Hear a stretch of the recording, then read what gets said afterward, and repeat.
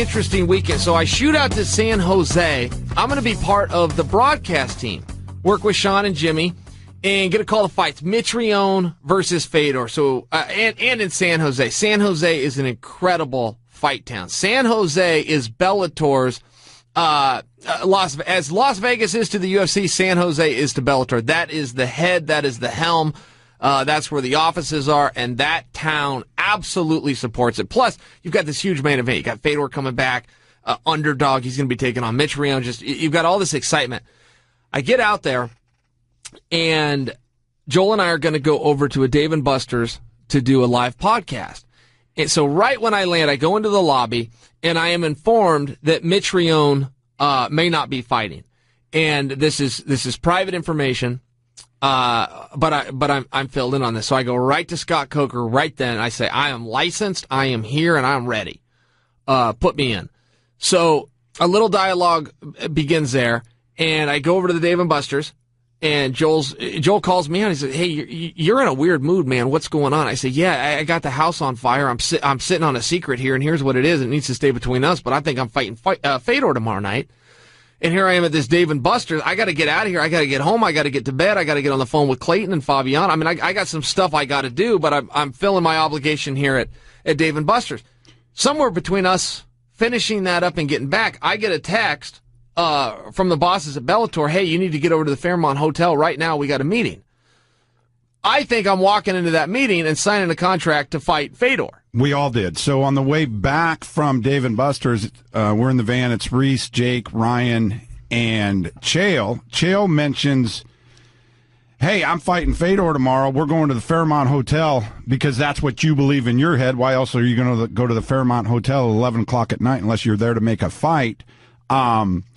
You mentioned, all right, man, if I get this fight, the only thing I'm going to ask for is that my boys, Ryan and Jake, get a Bellator contract. You're not going to ask for anything else, of which point Ryan says... Oh, Ryan informs us that I'm under exclusive contract with King of the Cage for the next 12 months. And I immediately say somebody literally kick him out of the van. Just open the van door and throw him out. And I meant it, and I love the guy. So anyway, we get there at 11 o'clock at night, and you just say, see you later. Like your boys are going to... I thought you guys were dropping me off. Yeah, you tell us, hey, you guys are going to corner us, and I'm going to fight Fedor if this goes through. And so we go into the lobby and wait. Now, one of the things that has come out of this thing is Tito said that he offered to fight, which is really weird to me because at 11 o'clock tonight, the only person in that room was you. Yeah, I could take it or leave it. I don't know what he was after. Tito was nowhere near the deal. Tito did not offer to fight. He was not on the table. The next day, a press release came out announcing that, hey, Mitrione has fallen ill to these kidney stones and that match won't happen. At which point, Tito put out a tweet that he would fight. He was nowhere near the deal. I was trying to get the fight, and Bellator wanted Ollie Thompson to take the fight. And the only problem with Ollie, as I saw it, the only problem with Ollie Thompson is he had a fight with Chet Congo. So is Ollie Thompson related to Ole Thompson? You know what? Funny you should say that. I called him Ole Thompson because that's how his name is spelled, O-L-Y, Thompson, all night on the mic, and Fish jumped in my ear, in my IFB, and said, it's pronounced Ollie. I'm an idiot. Well, we both are. I mean, it's spelled O-L-Y. What do you want to do? Okay, Ollie Thompson. And as I saw it, hey, listen, he's supposed to fight Chet Congo. Chet Congo's a big draw. Chet Congo's a star. So you're sacrificing one player for the other. Put me in. And I made it very clear, this is not a cash grab. I am licensed. I am here. I am ready to go. You have a deal with Mitrione. Honor Mitrione's deal. I'm out. I'm going to walk out there and do the fight, make good on Mitrione's contract. I don't get anything. I'm out. But I want the fight. So things are going good. You know, Fedor's people are there, and Jerry Milan, all the bosses are there, and I think this is going to happen. Now, I do have one thing that's in my way, which is the weigh-ins have closed. So, is it even possible through the rules of the commission to fight? Made calls to the commission? Yes. The executive director can go outside of that in cases like this, and he was willing to. So I went to bed that night thinking I was fighting Fedor, but I could not say anything because it was still Mitrione's fight. And Mitrione, contrary to what some people interpret or believe, Mitrione never pulled out of this fight. Some people even said he was scared and backed out. It's like, whoa, it was actually just the opposite. Mitrione is as tough as an old leather boot. He never, to this day, he never took himself out of that fight. Coker finally got over to the hospital or the hotel, wherever Mitrione was, took a look at him and goes, you're done.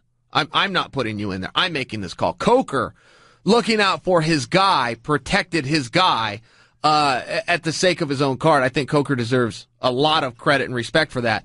And then Coker went into full action, putting on the best show that he could with the cards he was now dealt. I mean, the rug got pulled out from underneath him less than 24 hours before bell time. And he pulled it off, man. He worked all night long. When I left that meeting, Coker had his power team around him. He had his computer open. He had a phone in each hand. He was working. He was piecing things together. I have no idea what time he went to bed that night or even if he did. But he kept his focus. He stayed calm like a true leader does. I've seen promoters, Joel, and so have you, that have lost their main event even weeks before the show and closed up shop and never opened the doors again. They went out of business. Coker had less than 24 hours. I mean, when I left him, it was 12:10 in the morning.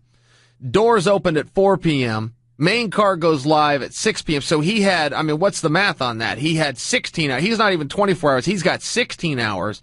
And he dealt with it. And he packed the house, and he still did great ratings. Now, absolutely fantastic leadership job by Scott Coker. Now, one of the things that happened on the way in the van to what we believe is the greatest night of our lives, that we're all going to take part in this historic event. You're going to fight Fedor the next day.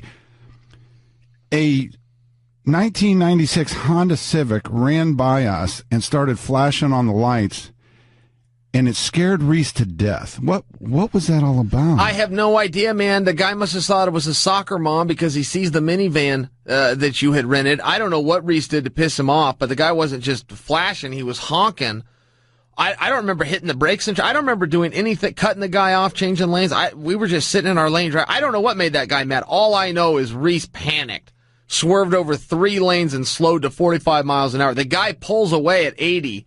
And I can't even see the guy's taillights anymore. We're still in the slow lane going 45. He was so scared. Why was he? I mean, he had to know that he was protected in that van. Man, I can't think there was a safer place to be in all of California than in that van at that time.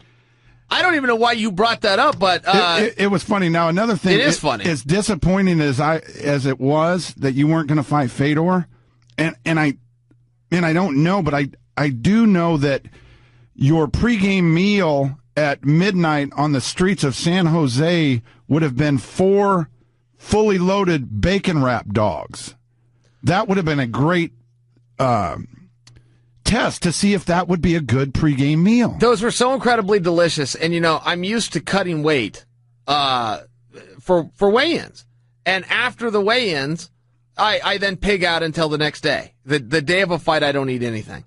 And so I actually felt we were on track. Even though those were some dirty, filthy, greasy hot dogs, I felt like we were on track to fight the next day. I went to bed that night thinking I was fighting, but I couldn't say anything. That was part of the deal because, it's still Mitrione's fight.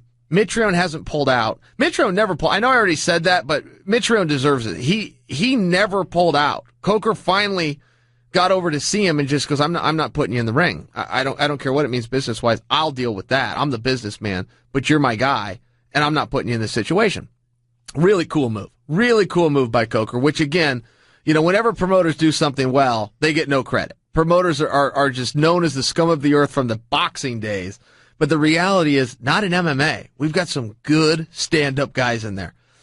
At any rate, I can't tell Brittany, I had to tell you guys because you're going to be my cornerman. You're the only boots on the ground, right? I get 4 guys. Well, it turns out I got 4 guys. Clayton can't get there by then. Fabiano can't get there, but nope, it's you guys. So, at any rate, I can't tell anybody. I can't tell my mom, nobody. And I go to bed and I woke up thinking I was fighting Fedor, and I woke up to Spike TV saying, hey, why aren't you down here at the arena? We're doing a rehearsal. And it's like, well, I don't know who knows. I've got some inside information here. Can I reveal to them? I think I'm on to, I don't know. So the house was on fire right up until the end. And, essentially what it came down to, in my opinion, was just Fedor knew how the contract worked. And the way the contracts worked, and most guys don't know this, once you weigh in, you get paid. So Fedor had already weighed in. He did everything contractually he had to do. He's getting his check. He's going to be on a plane to Moscow first thing in the morning. Why would he fight anybody? And he even said that. He said, Chael Sonnen is not what I trained for. He is southpaw. I will fight Matt Mitrione. And Coker's kind of like, yeah, Fedor, that's what this whole meeting's about. You're not fighting Mitrione, but we've got a show to do. Can you help me out? Do you want to fight? I will fight Matt Mitrione. Okay, Fedor, you're not fighting. Mitrione's out. I think I will fight with Matt Mitrione. Okay. Not going to happen. Good job, Fedor. You're a bum. Yeah, well, I thought it was a little bit weird, but I mean, that is what happened. He was a KG veteran. He saw the side of it, and I mean, what can I say about it?